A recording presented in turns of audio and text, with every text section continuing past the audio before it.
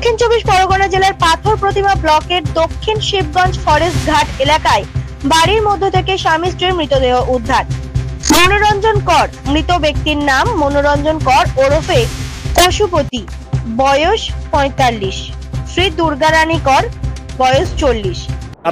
রাত্রিবেলা ভালো কথা বলেছে। ওকে আমি জিজ্ঞেস করলাম আজকে রেশন দেওয়া হবে, রেশন ধরার জন্য। তারপরে আমার মার একটা ডেথ সার্টিফিকেট ওর কাছে ছিল, আমি বললাম আমার ডেথ সার্টিফিকেটটা একটু দরকার, তুই একটু এনে রাখবি বলে আমি সকালবেলা দেবো। কথা বলে আমি চলে গেছি। আর আমার একটু চা খাবার নেশা আছে, আমি সকালবেলা চা খেতে আছি।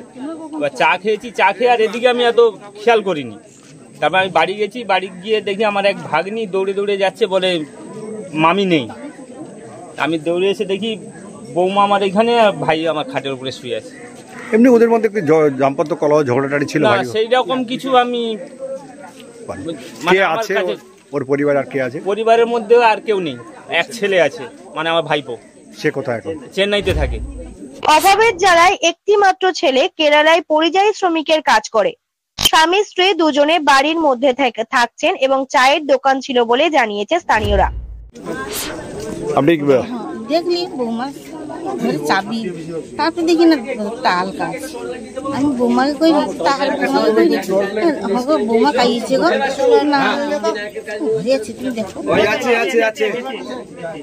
আমি ওই অতটা ফুকার আছে, ফুকারের ভিতর দিয়ে দেখি বৌমা নিচে।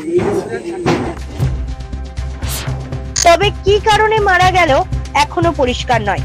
খবর পেয়ে পাথর প্রতিমা থানার পুলিশ এলাকায় আসে। ইতিমধ্যে দেহ দুটি মাধবনগর স্বাস্থ্য কেন্দ্রে নিয়ে যাওয়া হচ্ছে। কাকদ্বীপ ময়নাতদন্তে পাঠানো হবে। তবে এলাকাবাসীর ধারণা প্রচুর টাকা দেনাগ্রস্ত হয়েছিল ওই দম্পতি।